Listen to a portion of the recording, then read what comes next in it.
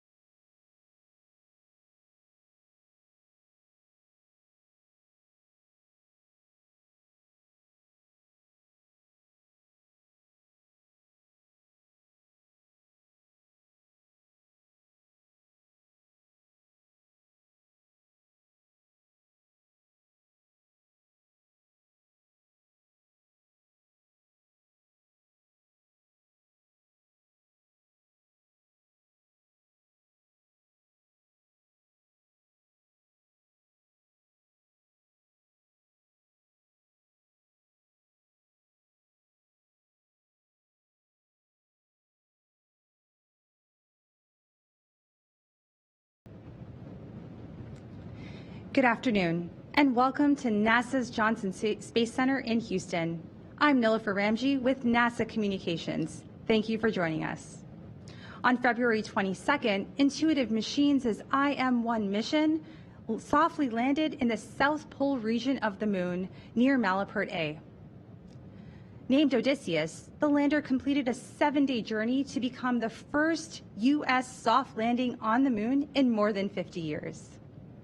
Joining us today to provide insight on this historic mission and to answer questions, we have Steve Artemis, co-founder and CEO at Intuitive Machines, Joel Kearns, Deputy Associate Administrator for Exploration, Science Mission Directorate at NASA headquarters in Washington, Dr. Tim Crane, Chief Technology Officer and co-founder at Intuitive Machines, and Dr. Prasan Desai, Deputy Associate Administrator of the Space Technology Mission Directorate at NASA headquarters.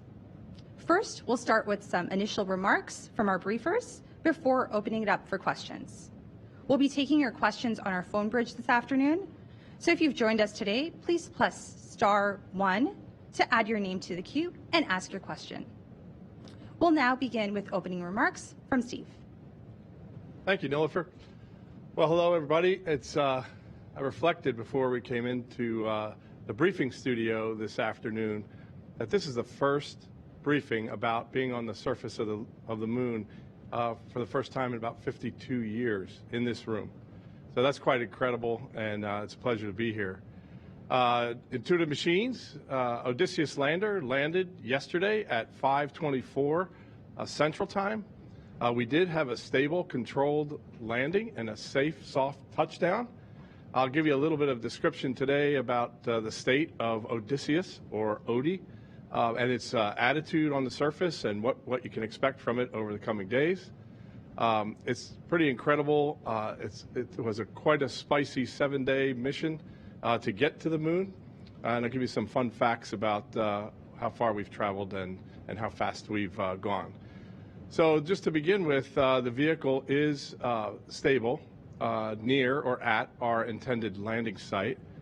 We do have communications with the lander. It's from the larger radio astronomy dishes around the world that are part of our lunar telemetry network, and to the spacecraft from several of the antennas and 2 of the radios. So that's phenomenal to begin with. So we're beginning to, now that we're on the Goonhilly dish in the United Kingdom, we're downloading data from the buffers in the spacecraft and commanding the spacecraft, and trying to get you surface photos, because I know that everyone's hungry for those surface photos. But we got some interesting data that gives us a position, an attitude of where the lander is, and I'll explain that in a moment. We have the sun impinging on the solar arrays and charging our batteries. We are providing power to the spacecraft, and we're at 100% state of charge. That's fantastic. I talked to you about the communications, and we will be taking an image, hopefully this weekend, from the Lunar Reconnaissance Orbiter to find the lander and pinpoint its location in the South Pole region of the Moon. If you can go to the photo here, that we have. This is a photo that I thought you'd find interesting that we'll release to the public here. Here we're flying about 10 kilometers over the surface of Schamberger Crater near the South Pole region of the moon. We're still about 200 kilometers uprange from where our intended landing site is. But here we have one of our public affairs cameras taking this beautiful image, and you see how shadowed and undulating the terrain is, and that's important to understand how difficult it is to land on the surface of the moon. So thanks for that image. Going back, I could say that it was quite phenomenal that if you think about it, we were traveling 25,000 miles an hour, and we came down and touched down at about 6 miles an hour with a downrange traverse of about 2 miles an hour.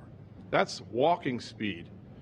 So that's kind of just an interesting metric for you. We traveled 2.5 times the distance to the lunar surface. That's about 600,000 miles due to the trajectory and the number of orbits that we've gone through.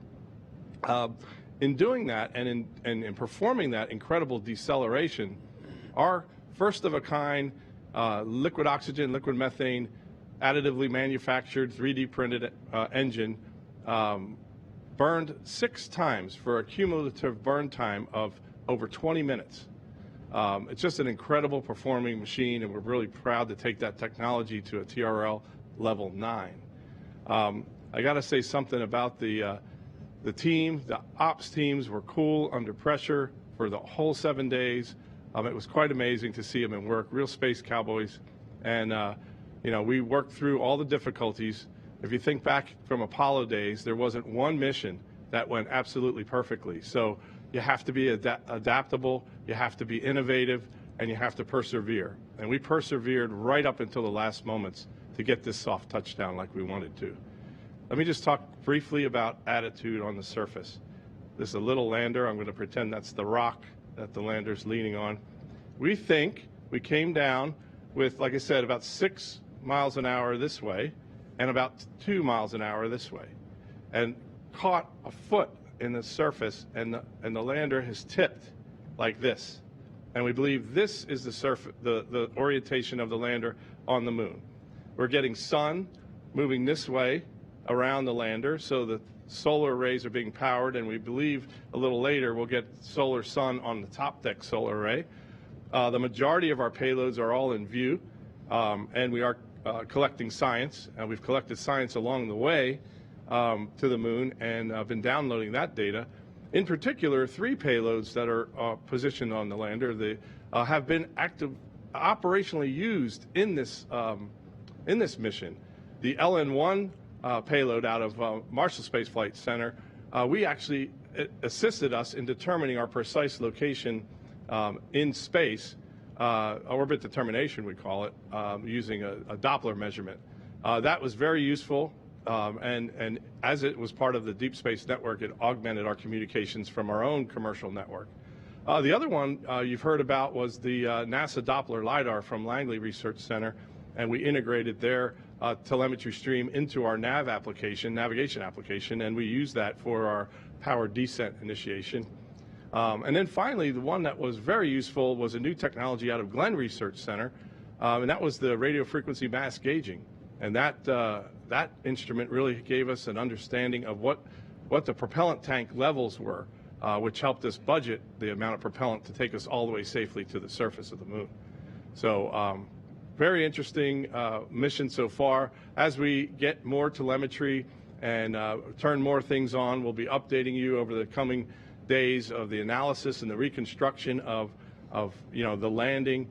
Tim can comment on that a little bit today on how we did the powered descent all the way to the surface and why we believe in the data that I'm talking to you about today. Yesterday we thought, just to clear up some confusion, we thought we were upright.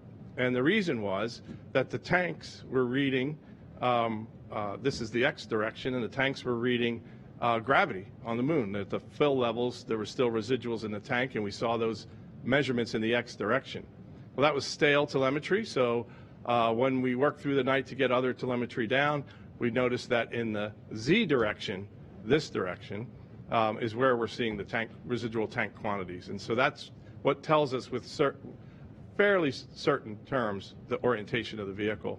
And hopefully we'll get a picture here this weekend and share it with you. Nilifer, that's all I have. Thank you so much, Steve. Next up, we have Joel Kearns. Joel? Hey, thank you, Nilifer. First, let me congratulate Intuitive Machines for 3 major accomplishments. The first, as Steve said, is for having the first successful soft landing on the moon by the United States since 1972. The second is for being the first non-government commercial organization to actually touch down safely on the surface of the moon. And the third is for having a touchdown point 80 degrees south latitude, much closer to the south pole of the moon than any earlier U.S. robotic or human explorers. Let me give you some of the context for the importance of Intuitive Machines' accomplishment on their mission.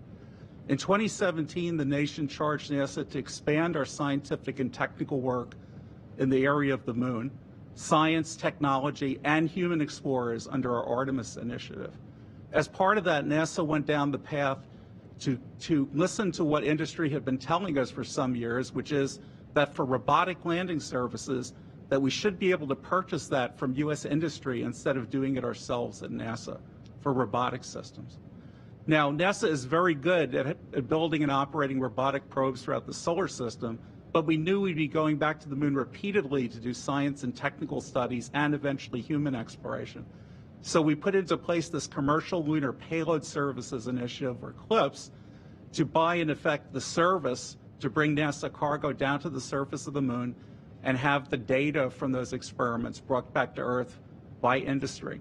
Intuitive Machines is one of the participants in that initiative that's now been awarded 3 service contracts to bring NASA equipment, experiments, and cargo down to the surface of the moon. And this was Intuitive Machines' first attempt, their first mission to the moon, carrying our cargo. Now, I have talked about all of the potential advantages of having industry do this for NASA.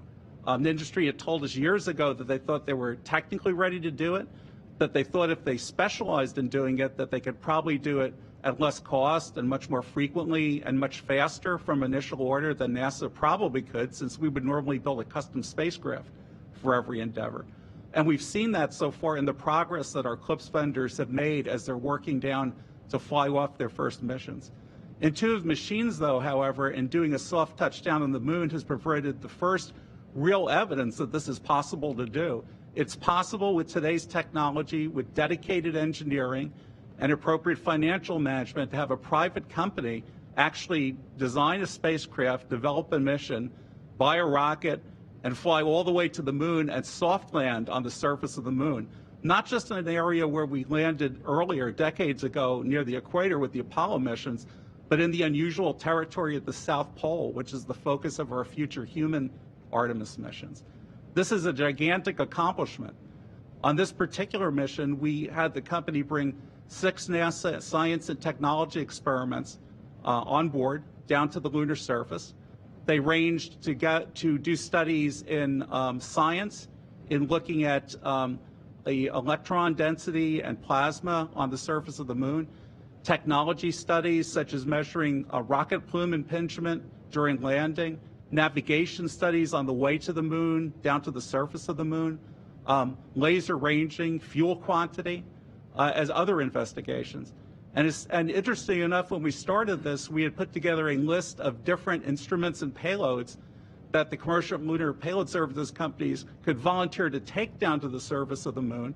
And Intuitive Machines picked a complement of 5 payloads, which we later augmented with the radio frequency mass gauge fuel measurement experiment.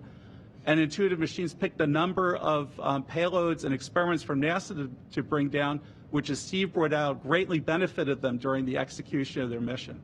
So at this point today, as Intuitive Machines looks to make sure they understand the status of the Odysseus vehicle, we are already looking back at scientific and technological data that we accumulated during the transit out to the moon, during the deorbit operations, and we're looking forward to getting even more data as Intuitive Machines finishes the checkout of Odysseus.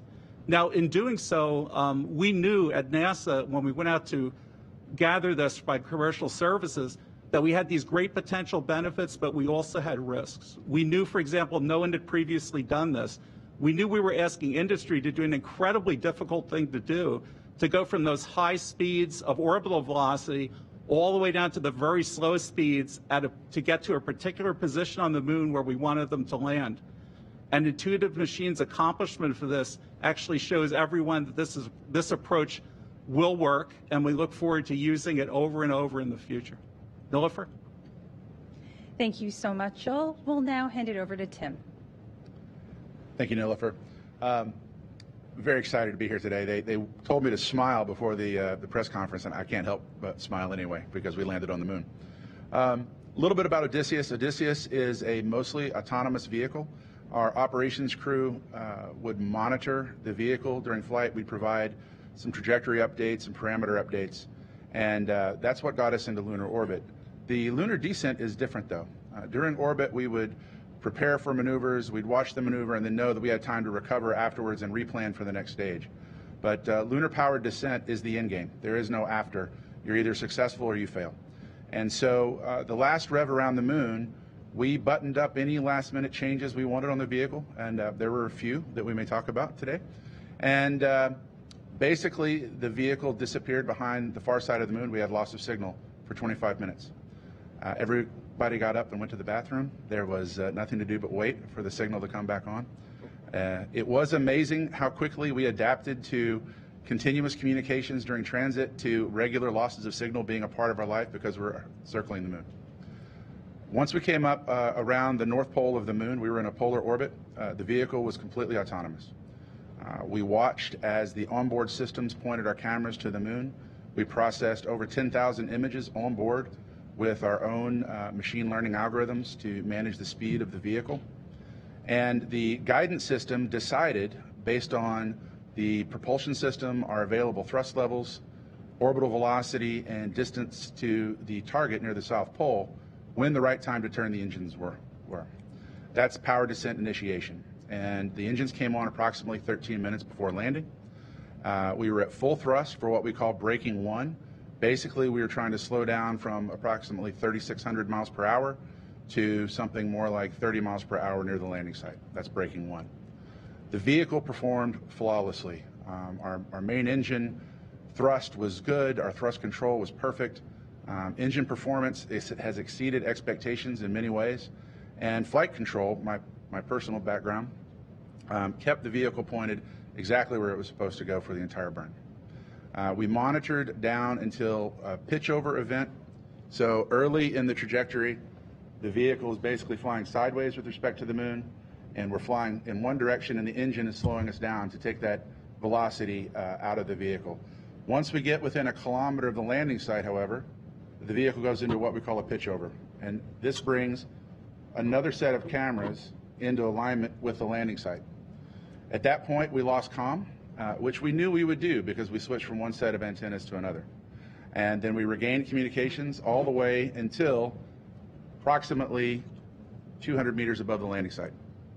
Then there was a tense moment where we did not have regular communications, but our dedicated radio and ground operations crew found the signal, and within an hour or so, we were getting the first data down from the surface of the moon. I could not be prouder of our operations team and our engineers for putting together Odysseus, which was a marvelous machine. And to look at the moon every night now and know that we have new hardware there that we had a hand in building in our lifetime, something I couldn't say before, it really was a magical day. Thank you, Nerf. Thank you so much, Tim. And now, finally, we'll hand it over to Prasan. Thank you, Nilofer. First and foremost, congratulations to Intuitive Machines, an amazing, successful landing success story. One of the things that we from a technology and space tech want to do is we want to go repeated access to various parts of the solar system to do this tech demonstration because, in our view, technology drives exploration. And we had a number of experiments on this, technology demonstrations on this lander, and one was called to be used operationally. And I'll talk a little bit about that. But this aspect of a successful landing really allows to, pointing on to what Joel said, is repeated access to the lunar surface. We have a slew of technologies we want to demonstrate, as well as many scientific instruments that we want to send for understanding the lunar environment. And by having a successful story like yesterday that happened, it allows us for setting up the next set of projects that we want to fly and demonstrate, right? One of the things that we wanted to do is trying to do as much as possible testing on the ground, but that only gets us to a certain technology readiness level, which is typically TRL 5, sometimes 6. What that means is we're not quite in the environment that we want to be in, and so this is why we want to go and experiment in space or on the lunar surface, wherever it happens to be. One of the big technology demonstrations on this landing was the Navigation Doppler Lidar. We were hoping through the test of flying on this mission was to get it to TRL 6, which is the relevant environment, the lunar environment. However, with the successful ingestion of it during landing, we were able to get an operational system now, TRL 9, which is it's ready to be used from now on, right, as opposed to further testing. This wasn't totally by accident. The teams at NASA Langley Research Center that helped develop this technology did a lot of development over the years, as well as working with Intuitive Machines to see about ingesting this data if necessary. Fortunately, all that hard work came to bear yesterday when there was a technical issue, and the teams decided that, hey, it was best to try to do the switch and rely on this tech demonstration. Everything we understand from the telemetry we received, which is limited to this point until we get all the data back, that the technology performed flawlessly. Better than expected performance. It acquired range and velocity data well above the required 5 kilometers altitude as it's descending. And the reason why we need this data for a successful landing is as landers come down, we would ideally like to have them come straight down. But because there's errors in all the operations of the system, you wind up being a little bit going laterally going there. This measurement is really to try to get an understanding of that lateral motion so that the system can counteract that and zero out that lateral motion to come down straight down. So you need these type of measurements to make that happen. This is one set of technologies that allows to do that. There are a slew of other ones to make the landings even more reliable and safer that we hope to demonstrate on future landings. And so having this successful landing today allows us to gear up and get ready to do more of this going forward to enable the Artemis endeavor of repeated access to the surface and eventual landing of humans on the surface and sustained presence on the surface with infrastructure laying it down. And so this is the first step in allowing for that, and a great day for allowing us to get ready for more to come as we go forward. Thank you, Prasan, and thank you to our briefers for those initial remarks. We'll now open it up to questions. Again, if you've joined us on the line today or on our phone bridge, please press *1 to submit your question. Once your name is called, please state to whom you'd like to direct your questions. Once your question has been answered, you will be muted, but if your question has already been answered, you will push *2 to withdraw it. Let's open our phone bridge. First up, we have Gina Sinceri with ABC News. Gina? I think this question is for either Steve or Tim. What was your Hail Mary moment during that where you went, we think we can make this work, and we just made it work? What were those moments, or were there more than one? Well, I think there were several of those moments. Like I said, it was a spicy mission. I'll let Tim comment a little bit, but you know, the idea to pull the range telemetry from the NASA Doppler Lidar was interesting, and change out the laser rangefinder call-outs in the navigation application. All that was very straightforward to go calculate. Part of that was put in a table, but part of that had to mean that we had to rewrite the navigation application software. And when you do that, to upload it to the vehicle, you actually have to stop guidance, navigation, and control. And when we ran that in the simulation, and we ran that on the flat sat, it did not like being rebooted like that software. And we saw the guidance drift way off. We saw a lot of helium usage, and that was very sporty. So I think in a very time crunch time, getting ready for powered descent, we had to work feverishly to get that sequence of events, almost like Fred Hayes in Apollo 13, where trying to figure out the sequence of events to reinitialize the software, in particular reinitialize navigation. And so that was done in a very sporty way, and it was brilliantly executed by the team. And so that was the one that had us all biting our nails just a little bit, because once you start powered descent, there's no going back, like Tim said. Tim, do you have another one? Yeah, there was, I will say on that one, a parallel effort for sure. So we had one team rewriting the code, we had one team testing procedures, and then another team, once the code was written, pushing it up on the vehicle, moving it into place. That synchronization came down to a flawlessly executed reboot of the navigation system that allowed us to successfully land. So that was exciting. Another exciting moment we had after our TCM-1, our trajectory correction maneuver, we discovered that our engine pointing geometry had an error in it. And we had to study that a bit, and we found the reason why. We had a geometry linkage that was a little bit different than we expected. Very difficult to test how that linkage to the main gimbal would respond under full thrust in space. And so we were able to use flight data to correct that. But that was another area where we had to patch the software to put that correction in place. And we became very proficient at it. I will say, and you hear this in the space industry a lot, that we stand on the shoulders of giants. The work we were doing was built upon work people had done before us. NASA's core flight software is a big part of what we do on the flight vehicle, and it has a lot of the capabilities to reload and reinitialize software built into it. And we were able to take advantage of that because of the foresight that people who had done space missions before had invested in that piece of technology, and we used it to great effectiveness going forward. Great, thank you. Next up, we have Marcia Dunn with the Associated Press. Hi, my questions are for you, Steve. What's your best guess for how close you are to the targeted touchdown area? And you said a lake caught the surface. Do you think the lander came in tilted to catch a lake like that? Could it have caught on a rock and then belly flopped? And do you think Odysseus was ever upright, even for a moment or two, or do you think it just landed on its side from the get-go? Thanks. Well, thank you, Marcia, for that question. We are reconstructing with the data that we get what we think happened. My theory is just a theory until we get an actual picture and see what happened. But if you pass me the model, Tim, I'll show you here, is if we're coming down, we came down a little bit faster. We were supposed to come down at 1 meter per second, which is about 2 miles an hour.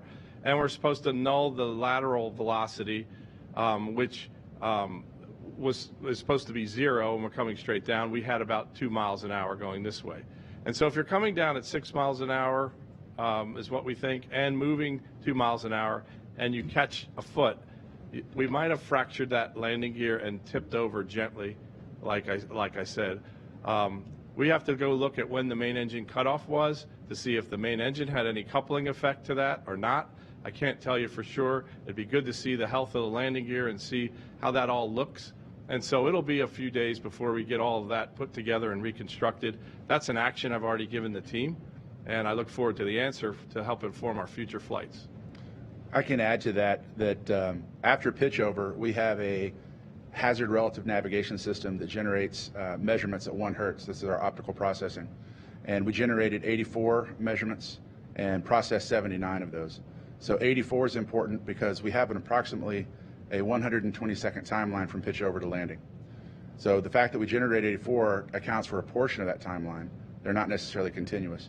The fact that we processed 79 of them and they were accepted by the Kalman filter that we have in our software means that there was very good agreement between the inertial measurement unit and our camera velocity measurement and the NDL, Navigation Doppler Lidar, on board. With those all in agreement, that means we had roughly 90 seconds out of 120 seconds guaranteed stable flight coming in. So we were very close to the vertical phase. We don't have the data from that interval yet, and so we're waiting to see what that is. But that's a really good indication that we were in stable control and vertical at the time we touched down. Thank you.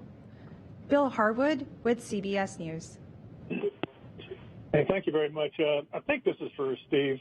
How do you guys know it's resting on a rock, as it were, and not on its side? In other words, how many degrees off vertical did your tank readings lead you to think, if you've even got a number like that? And are there any payloads on board that simply cannot work in the current orientation? Thanks. Well, I'll let Tim address part of it, but our reconstruction, based on how much power we're getting off of this solar array, says that it has to be somewhat elevated off the surface horizontally. So that's why we think it's on a rock, or the foot is in a crevice or something, to hold it in that attitude. Fortunately, for most of the payloads are exposed to the outside above the surface that's down, the panel that's down towards the surface. That panel only had a single payload on it, and it's not an operational payload, it's a static payload. And that one, we're still going to try to take a picture of that payload if we can, and that would meet those objectives of taking a photograph of that arc cube that's on that panel, and that one that's pointed towards the surface of the moon. So we're going to try to download all the pictures and see if we got that picture in view. Tim, any more insight? We also have some inertial measurement unit data. We've turned a lot of the flight instrumentation off on the vehicle for power management purposes, but before we did, we were able to get some packets and measure lunar gravity. And most of that lunar gravity was in the Z direction on that model, which is up along fairly close to level. So there is something, whether we run into a slope, which would also explain a tip over if there was more slope than we anticipated at touchdown. So the inertial measurement unit gives a very strong indication that this is up, and those sensors are very, very exquisite. So it's a confirmation of what we're seeing from the tanks. Exactly what the material is that's underneath the lander is something we hope to get some imagery from over the next coming days and find out more. We're as eager to see those images as the public is. Yeah, and I would add, in terms of the technology payloads, we've already gotten data along the way to say they've been successful, right? So the radio frequency mass gauge has been working since launch, as soon as we got into low Earth orbit and going on the way. So we've gotten data all along that way, as well as during the descent, which we're still waiting for telemetry on that. The Navigation Doppler Lidar, we got that real time going down, so we know that worked very well and successful aspect of it, right? The scalps, the stereo cameras, we're waiting for the pictures to come back there, but everything else seems to be working very well, so we anticipate that worked well during the descent as well, and just waiting for the data to come back to analyze to see how that went. So a lot of the payloads have already been successfully demonstrated. Yeah, and this is Joel. What I'd say is that, in addition to what Prasan and Tim said about the fact that so much data was acquired during transit out to the moon, low lunar orbit, and descent, of course we'll evaluate if there's any particular measurements that we can't take because of the vehicle configuration, but in general we expect to get a lot of data and a lot of measurements from the instruments, both science and technology. Yeah, I have an add to that too. The NDL is a perfect example of a problem solved, but the radio frequency mass gauge was also something that we used for a problem avoided. We had a temperature sensor on one of our tanks, and we fly cryogenic fluids. They're very, very cold for propellant, and a temperature sensor was reporting back colder than we had anticipated. Well, that could have been indicative of a leak, and so we were beginning to spin up some contingencies. Well, what if we have a leak? What do we do? But because we had the radio frequency mass gauge, we were able to confirm that our tank masses were stable, and we just had a little bit of an anomalous sensor reading. And that avoided a problem, and we didn't spend more energy going through that. So that technology is one that maybe isn't quite as dramatic as a late orbit software reboot, but nonetheless gave us confidence going through the mission. Great. Thank you so much for your insight on that. Next up, we have Ken Chang with the New York Times. Ken? Yes, hi, thank you. I was wondering, I guess for Tim and Steve, sort of a tick-tock of what happened after lunar insertion.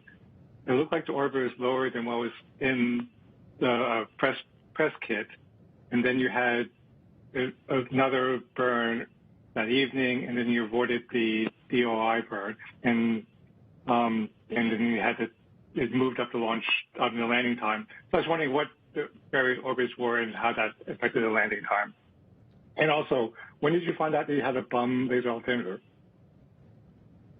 I missed the last part. I'll start with the first part. Kenneth, do you want to ask the last part again? When did you find out that you had a bum laser altimeter? Yeah, I wanted. Oh, okay, laser altimeter. So the first part of the question was about the lunar orbit insertion and what happened after that, right? If I understand your question right. Well, we were having some difficulty with communications around the world, communicating from the different configurations and the different dishes that we had around the world up to our radios. And we have Quasonics radios and Thales Alenia radios. And some of those Thales Alenia radios have a range beacon, and we have a frequency that we know, a carrier frequency that we're operating on. And some of the dishes were smaller around the world. So in certain parts of the world, we had a weaker signal, and we would lose that carrier lock. And when that carrier lock goes down, you can't get a good orbit determination. And there was a shift in the ranging beacon, so that shift and that turnaround ratio in the ranging beacon is such that you had some inaccuracy. We had some inaccuracy. So we got the best data we could possibly get going into our lunar orbit insertion burn. But what we found was that was slightly elliptical. Actually, it was elliptical, not highly elliptical, but it was elliptical orbit. And so we were not comfortable necessarily with the proximity to the South Pole area. We were a little too close for our own comfort. So we decided to come in and do a raise of our paraloon position, and we did that very quickly, autonomously, and put us in a safer configuration for the mission and be prepared. And that burn we did in such a way that it eliminated the need for a deorbit insertion burn, a very small burn, before we did powered descent. When we were looking at our position around the moon, we decided to take a laser rangefinder, power it on, and ping the surface to see how close we were, because we were having trouble with this orbit determination and this Doppler measurement that we were trying to get. And we saw that that laser didn't fire. And what we found was that there's a safety enable switch, because it's not an eye-safe laser. That safety enable switch is in the box and was not disabled. So it's like having a safety on a firearm. It's for ground processing, and that was an oversight on our part. And so those laser range finders could not be turned on, and we couldn't manipulate that enable switch or disable switch with the software. And so those rangefinders had been tested and would have worked if we had caught that oversight and removed that enable before or disable before flight. So I think that got your question. Tim, anything to add on that? No, that's right. I think the key thing was we have an incredible flight dynamics team who were able to determine that from the orbit we were in, we could raise paraloon with a lunar correction maneuver that they had built in with the foresight to trim the orbit if we had some unexpected conditions. And it basically put us into our descent orbit about 4 or 5 revs before we nominally would have done that. But the orbit still phased over the landing site in the right way and gave us a great opportunity to execute powered descent. Thank you so much for that. Lauren Grush with Bloomberg. Hi, thank you so much for taking my question. I think this might be for Steve or Tim. I'm curious if you've been able to determine if the tipping damaged the lander at all based on the rock that it's leaning on. Is there any concern of further degradation because of the position that it's in? Thanks. Well, again, Lauren, we're hopeful to get pictures and really do an assessment of the structure and assessment of all the external equipment. We are hopeful that the top deck solar array is not damaged.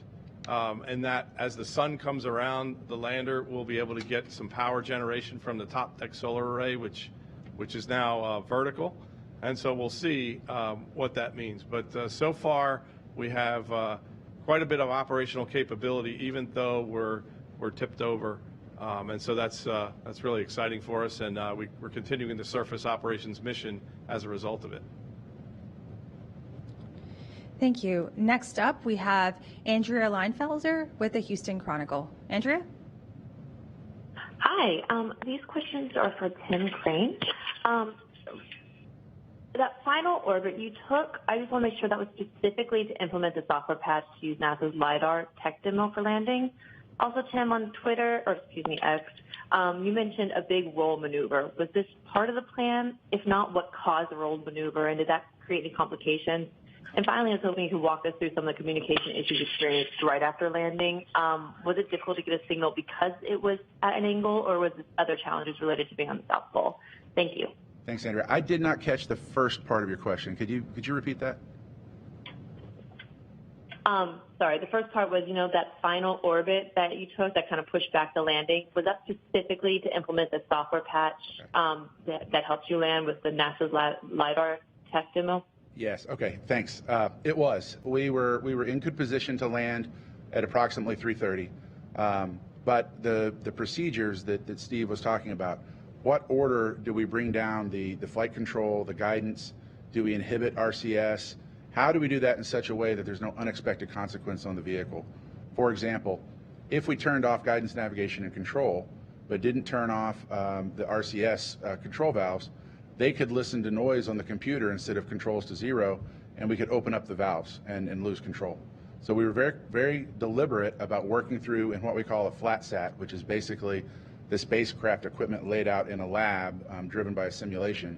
We were very deliberate about working that procedure so that when we shut the software down, we could bring it back up safely and there was no harm to the vehicle.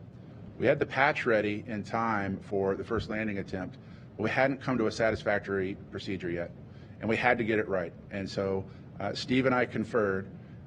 It would be a little bit more fuel to catch the abort once around. But again, our flight dynamics and automation team had written software that gave us a great amount of flexibility to control Odysseus. And we're really at a special time in our lunar program at Intuitive Machines, where most of our operators are also the subject matter experts who built these systems. So we had incredible insight what was going on. We had great confidence we could make this work, but we needed a little bit more time. And so we made the call to abort once around and implemented the patch at that time so that when we had that final orbit, we were in high confidence of landing. The roll maneuver at the end, we had made some decisions. Every vehicle has a mass limit, and you're trying to optimize performance versus mass. We had flown a vehicle with fixed antenna, and in order to fly with fixed antenna, we had to look at what our landing orientation was at the South Pole. We landed. In fact, you'll see in this model, there's white paint on some surfaces and black paint on others. That's because we were going to land on the south near the South Pole, and the sun was going to illuminate the solar arrays, as you can imagine, and then also these white surfaces to reject heat. But on the other side, we have the cold side, and it gets very, very cold if you're not in direct sunlight on the moon. So we painted that black to catch reflected light off the moon and warm them up. So as we were coming down, we wanted our navigation cameras pointed to the ground. Then we wanted our navigation cameras pointed to the ground after we pitched over. But in landing, we had a planned roll maneuver to bring our antennas to face the Earth. And so in order to accommodate that, we had a planned roll maneuver. It was not unexpected that the roll maneuver would occur. It was also expected that there would be a loss of communications as we switched from our 1-2 antenna pair to our 3-4 antenna pair. Thank you so much for that. Next up, we have Chris Davenport from the Washington Post. Chris?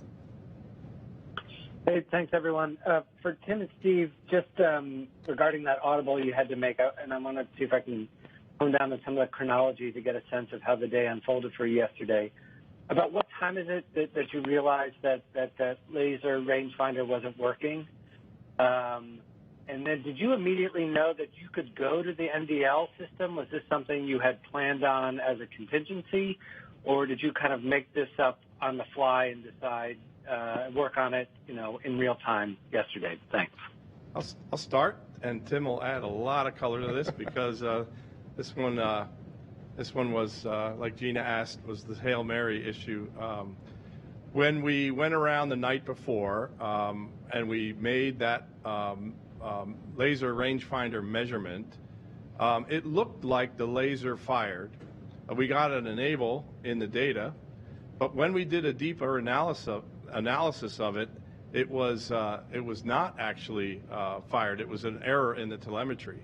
So when we dug into it, that morning, this was the morning of landing, we called MDA and asked them what they thought about it and could we convert that physical enable switch to a software change to command that switch, and they indicated no, there's a physical cutout for this and not a software-driven cutout for this. So I get into the control room, I can laugh about it now, and Tim was on console as the mission director, and I said, Tim, we're going to have to land without laser rangefinders, and his face got absolutely white because it was like a punch in the stomach that we were going to lose the mission. And we went around and we said, what are we going to do? We started to hack into the OS, the operating system of the laser rangefinder, to see if there was a way we could trick it some way.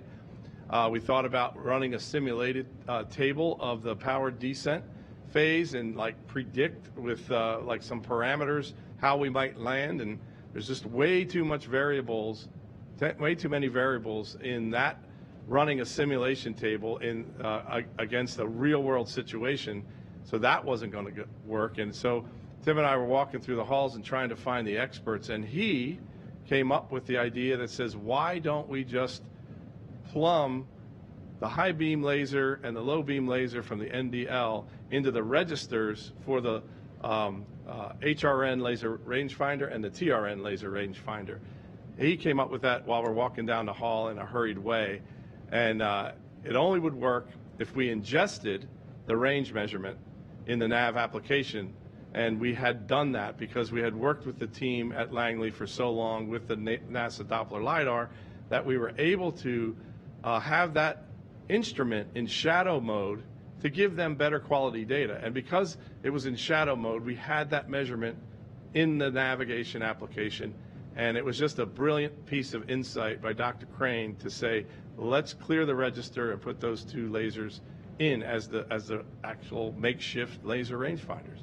So that's kind of how it unfolded, and we needed more time, so we delayed and took the risk and said, let's delay an orbit and switch to a later landing time, because the landing time was originally around 3:23 or 3:24, and we delayed till 5:24, as you know, based on a 2-hour orbit around the moon. So Tim, anything else? Yeah, it sounds easy in retrospect. We had the Navigation Doppler Lidar already plumbed in the navigation system and had the range rate data, so the 3 beams on the NDL produce a velocity measurement, as Prasan had talked about. They also produce a range measurement. And we were not using the range measurement. We had just the range rate as a backup to our optical systems. But because it was already plumbed in there, we had to rewrite time tags into our measurement loader. But the challenge was the lasers. So we have these 2 navigation pods on the vehicle. If you can zoom in there, maybe not. Anyways, there are these 2 navigation pods that have the cameras. There you go. 2 navigation pods on either side of the vehicle that have cameras, and the laser rangefinders point in the same direction as the cameras. And those angles were optimized for our flight trajectory to give us the best measurements to land softly. The NDL was under one of these, and its angles were optimized to test the extent of its performance, not necessarily to feed our navigation system, but to test the sensor, because it was a technology development. So after we figured out we could write the measurements into the laser rangefinder, we had to quickly tell the computer that the laser beams were pointed in different directions. And so there were a number of attitude transformations of, It's not in the same location. It's not in the same orientation. And if you've ever seen engineers doing right-hand rule transformations, there were a lot of broken wrists, put it down here, as people were trying to figure out which way is it pointing. And I will tell you that in normal software development for a spacecraft, this is the kind of thing that would have taken a month of writing down the math, cross-checking it with your colleagues, doing some simple calculations to prove that you think you're right, putting it into a simulation, running that simulation 10,000 times, evaluating the performance. Usually you find an error because you did something in that rotation wrong, and you roll it back and you go again. Our team basically did that in an hour and a half, and it worked. So it was one of the finest pieces of engineering I've ever had a chance to be affiliated with. I'd like to add to that that the performance of the Navigation Doppler Lidar technology and payload that was developed by NASA's Langley Research Center was outstanding, and it was reliable, and that's what got Intuitive Machines some of the key data they needed in order to soft land. Great, thank you so much for that. Eric Berger with Ars Technica. Eric?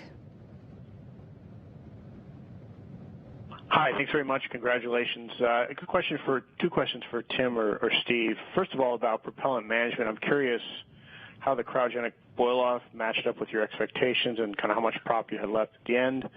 And then what is the data transfer rate you're getting now versus what you expected?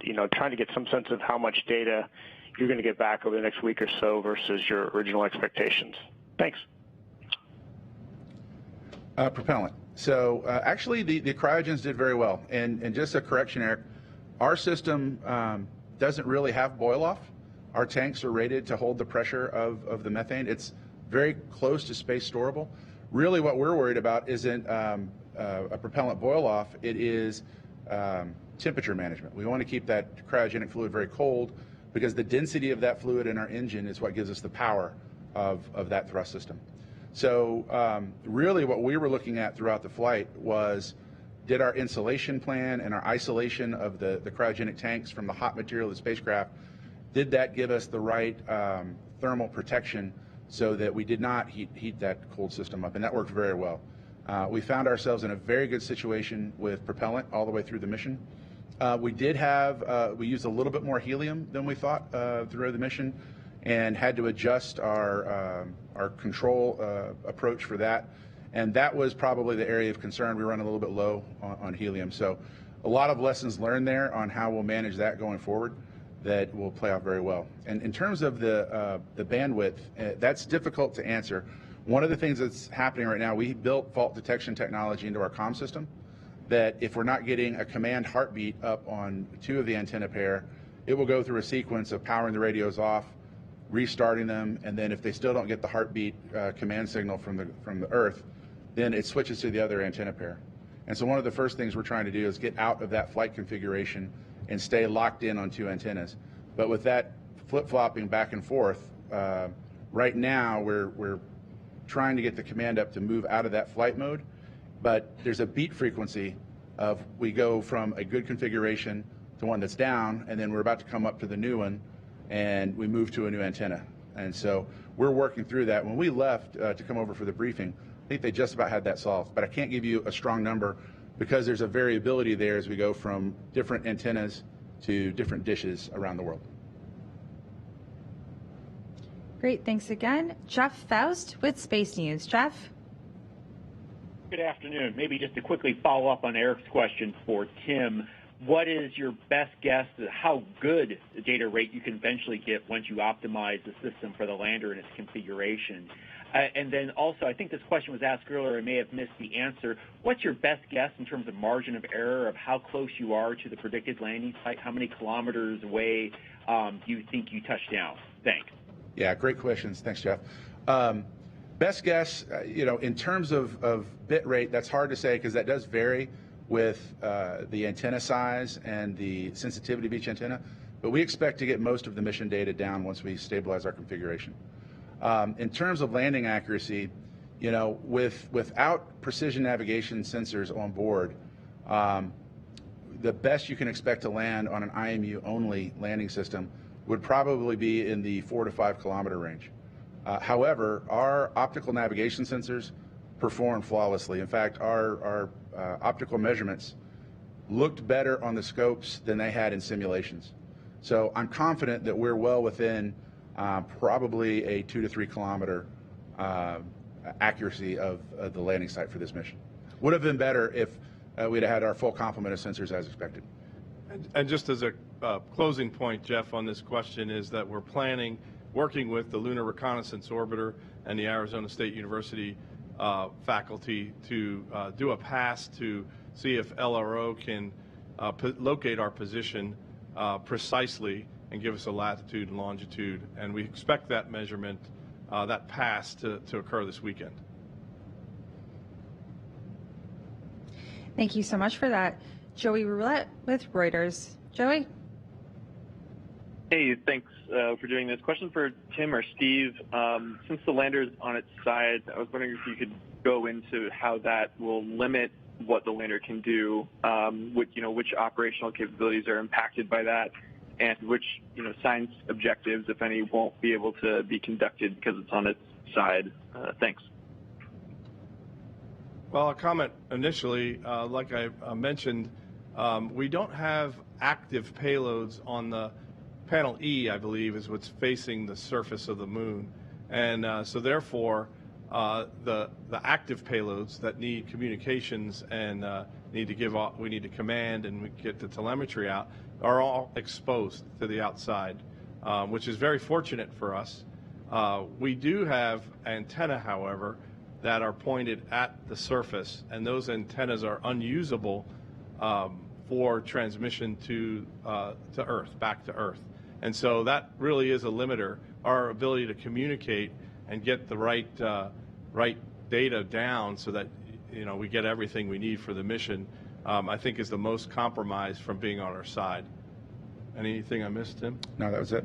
Well, maybe one I just thought of is I was telling you before about the solar panel on the top deck. We had to angle that at about 30 degrees tilt up for landing on the South Pole. That was one of the engineering changes we made when NASA asked us to move towards the South Pole region. Now we've tipped over and we don't know the health of that solar panel. It would be great to get a picture and or wait until the sun comes around and see if we get any battery charging off of that solar panel. So we'll see. We're in a great state of charge with the batteries. We're getting plenty of sun on the horizontal, the now horizontal solar panel, and we'll just have to wait and see with that other panel. Thank you so much. Jonathan Siri, Fox News. Thank you for taking my question, and congratulations, everyone. My question is also for Tim or Steve. Your team had to essentially rewrite the instruction manual several times while in flight, not just for troubleshooting, but also adapting to first in space performance of that new engine. Could you give us an idea of how many people were involved with the process, and did the discussions take place in a single war room, or were you conferencing in experts from multiple locations? Just give us an idea of the human logistics involved. So I'll give you a rough overview, and then Tim can comment kind of how it went over the 7-day period. The operations team was structured into 3 shifts, red, white, and blue shift. Those shifts were supposed to work 8-hour shifts and then do a handover between shifts, but between those teams. Those teams are about 10 individuals. Yep, 10. And the other team that we activated was called Team 4. And the Team 4 was a handful of us senior leaders and engineers that could analyze and take the workload off of the operations teams. So if the operations teams are wrestling with a particularly thorny problem, they would call Team 4 and say, get in here and let's work on this for us and give us a solution. So we would pull in the subject matter experts for any of the disciplines that we would need to solve any particular problem, and we would work in a war room sense outside the control room to tackle that problem. We would have, for example, to activate and bring up the simulation, or activate and bring up the flat set. We would run analysis cases. We would call the vendors, like we called MDA, about the laser rangefinders. We called NASA and talked about the Deep Space Network with that orbit determination need. So all of that chatter in the back, that was handled by, I would say, about 30 people that would work a given problem on and off based on the discipline. But what had happened during the mission was that red, white, and blue team and the teams and Team 4 ended up working nearly around the clock. We really could have staffed more, but it takes a lot of expertise to staff those teams, and we ended up kind of melding into, we're all working on this last problem through powered descent, and we collapsed into a single red, white, and blue team, all of it, to get that solved, which we're going to go back and look at and see. You know, we really, really worked the team hard. They put a lot of hours in.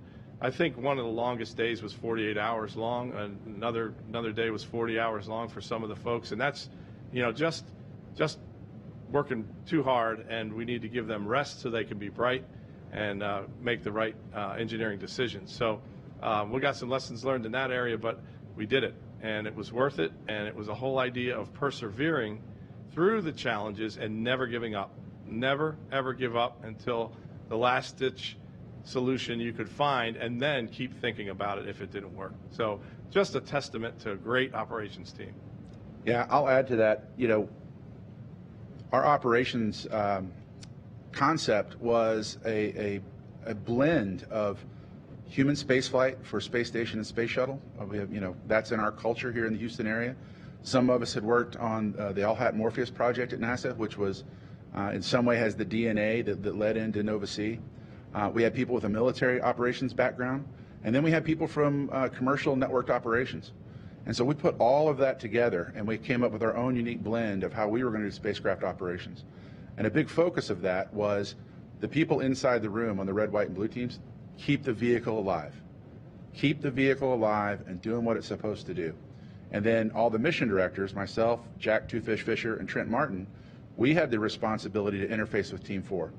And we would be able to say, I have this problem, I can't solve it with the resources I have in the room, and do what we're supposed to do. And so we would shed those out to Team 4, and they did an amazing job, whether it was talking to the vendors or developing a procedure. They took that off the plate, and that load balance, even though Steve's right, you know, I joked this morning that, you know, how was your day? I said, well, this mission was the longest 7-day day of my life. But it really allowed us to focus on keeping the vehicle alive and keeping it moving on its way to the moon and doing the things we needed to do while problems and anomalies could be solved in the back room. And, you know, this is a story that everybody on that team is going to be able to tell for generations about how we landed. Irene Klotz, Aviation Week. Your line is open. Thanks. If I understand that incredible sequence of events correctly, was it just serendipity that a situation developed with that elliptical orbit that caused you to try and get the laser rangefinder data where you realized it wasn't working before it would have actually been needed? And when during the touchdown would that laser rangefinder nominally have been activated?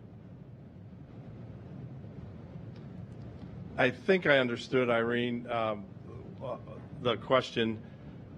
It was actually fortuitous that we had an elliptical orbit after lunar orbit insertion, because we would not have arbitrarily activated the laser rangefinders prior to powered descent. We tested them on the ground. We flew them on aircraft. We flew them on helicopters. We assumed after all that testing they worked. So the first usage of those laser rangefinders was supposed to be during the powered descent. But because we had such a low paraloon, we activated a laser and found the problem. So that was fortunate, and that was a bit of luck for us that then we identified that they weren't firing. So at that point, then that was recovered. Like I said, at the next morning we uncovered that, and then we had to work feverishly to figure out an alternative solution. anything there, Tim? Yeah, just the second part, Irene, of your question of when would they normally have come on? Normally, we would have turned them on after deorbit insertion about an hour before landing, and we expected what we call the terrain relative navigation lidar, the laser rangefinder, that would have operated really from about 50 kilometers altitude all the way down to landing, and then after pitch over, we had a laser on the other side that would take us from a kilometer down. So we would have probably been 5 minutes to landing before we would have realized that those lasers weren't working if we had not had that fortuitous event. So serendipity is absolutely the right word. Jackie Waddles, CNN. Hi, everyone. Thanks so much for doing this. Had a quick question for Steve or Tim. I know everyone's really curious about the photos here, so do you guys have any indication if EagleCam is in a position to pop off the lander and take some pictures? And to that end, if you could just clarify for all of us, are there any specific payloads, whether commercial or NASA, and I know some of them are passive, and you're still working on figuring out these data downlinks and stuff, but are there any that you know for sure or just haven't gotten any data yet and don't know if you will get data from? Thanks so much. Well, fortunately, again, EagleCam sits on a panel. Let me show Tim. If panel E, I believe, is towards the surface of the moon, EagleCam sits over here on this panel, and we plan to eject that camera off the side, so it will fall about 30 meters or so, maybe not that far, away from the lander and get a good shot of the lander position this way. So we're looking to power up that EagleCam. We were waiting on getting commanding ability, power that up, clear that SD card, and fire the camera, and so we can get a view back to our lander. So that's a very exciting image for us. The reason it wasn't fired as we were landing was because of this nav system initialization that we had to do, which put a flag up to flag the EagleCam not to fire. So that was part of the troubleshooting we had to do to get the Doppler Lidar into the nav system. We had to do these navigation initializations, and that shut off the EagleCam. And we knew that was in the software, but we just did not have time to go fix that. And so now we'll get it and get the image in the orientation that we need. The other question you had about commercial payloads, we think we can meet all of the needs and from the commercial payloads that we have in the orientation we have. The one on panel E that's covered right now or shaded by the lander and the surface is the ArcCube project, and we believe we've got an image of that already that we can download and share with our customer. I'll add that for the NASA science payloads, as we said earlier, many of them have already taken a lot of data, a lot of measurements in transit and also on descent. We're still checking to see if in the current suspected orientation of the vehicle, whether there will be any particular measurements that can't be made in some of the payloads. So for example, we want to make sure that the laser retroreflectors, which are normally pointed up, so that when the Lunar Reconnaissance Orbiter flies over, it can pulse them with a laser beam and find their position. We'll have to check to make sure that they can still be illuminated. They probably can be when the orbiter is flying at a further angle away on the trajectory. Very similar to what we found with the recent SLIM landing from the Japanese Space Exploration Agency. But we are doing an assessment to see are there any measurements still to come that from any of the NASA-supplied payloads that most likely can't take place, particularly because of this new orientation.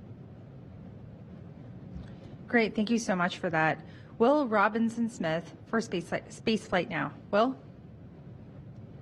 Yes, hi. Thanks for taking the time to answer our questions here. One for Joel and Prasan, if I could.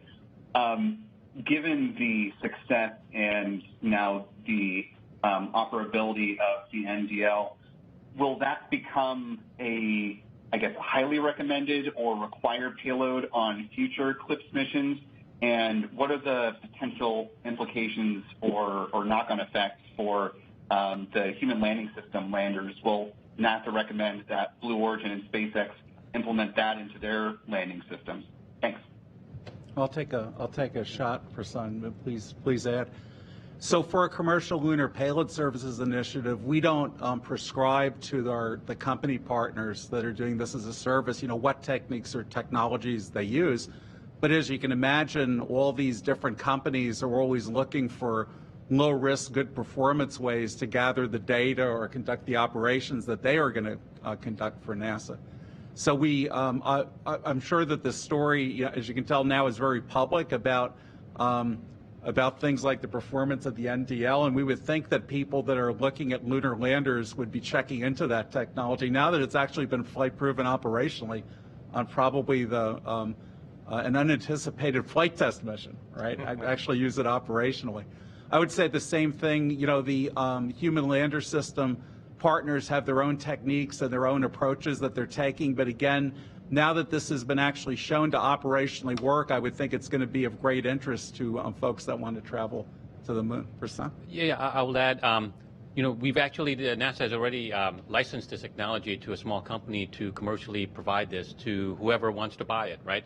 And so this only adds more validation of the system. There's just a technical reason to add it, right, beyond the aspects that Joel talked about, because it is an order of magnitude more accurate in precision and measurement of range and velocity components. It's half the power, half the mass of the traditional approaches that we've used in the past. And the volume in terms of size is about a third of it. So if you just look at it from a technical perspective, it just provides all these benefits. And so I'm sure future vendors will look at this type of capability anew and try to incorporate these types of technologies. And that's why we're doing these missions, right? Is to develop better and better capable systems that allow us to do this more reliably, more capably, and hopefully more sustainably and more cost-efficient wise. So in fact, after the landing, I did joke with Steve there. It's like, hey, now are you ready for IM-2? Because we have 3 payloads already ready to go on IM-2, right? And so we're ready to demonstrate even more stuff that will help the greater space economy that burgeoning in here in the U.S. And we just want to augment that as much as possible we can with what we're doing. Yeah, I'll chime in as well. As you look forward to future missions, and as we begin delivering cargo missions with a metric ton and more, those payloads get more and more valuable. And as those payloads get more and more valuable, we're going to have to prove to our customers that we have robustness in our landing systems. One of the ways you achieve robustness is with redundancy or with dissimilar redundancy. So having 2 ways of measuring that landing. We had a camera system on board, but if you have a camera system and a laser system, one might fail in a way that the other one might not. And so I can see that as the lunar economy opens up, as NASA begins to send cargo and larger, more expensive payloads with companies like ours and others, that you're going to see demand for these kind of sensors complementing a suite of sensors that you use to guarantee safe landing is going to be something that will be an industry standard. Thank you for that. We are going to try and take 2 more questions, so I'm going to ask you guys to be brief in your remarks so we can get through these questions. First up, we have Marcia Smith with spacepolicyonline.com. Marcia? Thanks so much. Getting back to the communications question, I gather that part of the challenge is that you have so many different sites around the world with different capabilities. But I know that you had talked before you launched about the challenges of communicating at the South Pole. So how much of the comm problems are related to the ground stations and how much to the place where you are on the moon? And what lessons are you going to learn from all of this for the Artemis missions? Well, yeah, I'll answer some of that question. What you get is a phenomenon at the South Pole that NASA's interested in understanding, since that's where our future Artemis missions are targeted, or NASA's future Artemis missions are targeted, is a frequency multipath condition.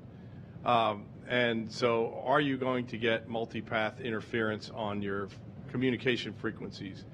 Fortunately, we think the antennas that are pointed towards the moon will give us a really good understanding of that phenomenon at the South Pole. another serendipitous moment, right? But I would say that we thought about this landing on the South Pole quite a bit, and if you look at the mock-up, all the antennas are up high and pointed like towards Earth when you're sitting on the surface of the moon. In transit, it's very difficult. You have to constantly change your attitude to point the antennas back to Earth when you're headed toward the moon. So we're going to figure out an antenna location map for subsequent missions, and even mission 2, that gives us an antenna pointed back at the Earth when we're flying out towards the moon, for sure. Also, in this first ever use of our lunar data network, this commercially now available data network made up of these large radio astronomy dishes that we've stitched together in a network, some of those dishes have had configuration issues. Some of those dishes have had a weaker power band. So we can all operate on this frequency, S-band set of frequencies. However, the power to reach the moon is what came into account as we went around and out towards the moon. The further we got, sometimes those power transmission levels were too low to have us keep the carrier locked up on the radios. So that was some of the challenges, and that's what we're looking for going forward, is to really regularize that lunar data network so that operationally we know the configuration. We can go upgrade to put additional orbit determination capabilities within our baseband units at each antenna site. And the best thing will be when we get our data relay satellites in orbit, we'll have that problem licked, and we can communicate short distance from the surface up to a satellite and relay that back to Earth in a more traditional way. So looking forward to those advances in the communication system. Thank you. And we have one last question we can take this afternoon with Adam Mann from Science. Adam? Hi there. I'm with Science News, actually, and I guess this is for the Intuitive Machines folks. I'm wondering, maybe you've answered this already, but I'm just wondering if you have any idea how long ODI might be able to stay operational on the lunar surface. Well, it's a great question, and you're going to bring a tear to my eye. We know at this landing site the sun will move beyond our solar arrays in any configuration in approximately 9 days. And so the early missions are all solar powered and require that. And then once the sun sets on ODI, the batteries will attempt to keep the vehicle warm and alive, but eventually it'll fall into a deep cold. And then the electronics that we produce just won't survive the deep cold of lunar night. And so best case scenario, we're looking at another 9 to 10 days. And then we will, of course, the next time the sun illuminates the solar arrays, we'll turn our dishes to the moon just to see if the radios and the batteries and the flight computer survive that deep cold. The solar array should survive the deep cold and provide power, but we'll just see if our electronics made it through. We'll take a look, we'll take a listen. By that time, we'll have gotten very, very good at listening to that signal, but we do expect probably a maximum of another 9 to 10 days. Thank you so much, Tim. And thank you to everyone who submitted questions this afternoon. And thank you to our briefers for taking the time to discuss this historic mission enabled by the agency's Commercial Lunar Payload Services, or CLPS, initiative. We hope you'll continue to follow along on this mission by keeping track on Intuitive Machines' website and on nasa.gov/CLPS. That will wrap today's briefing. Thank you so much.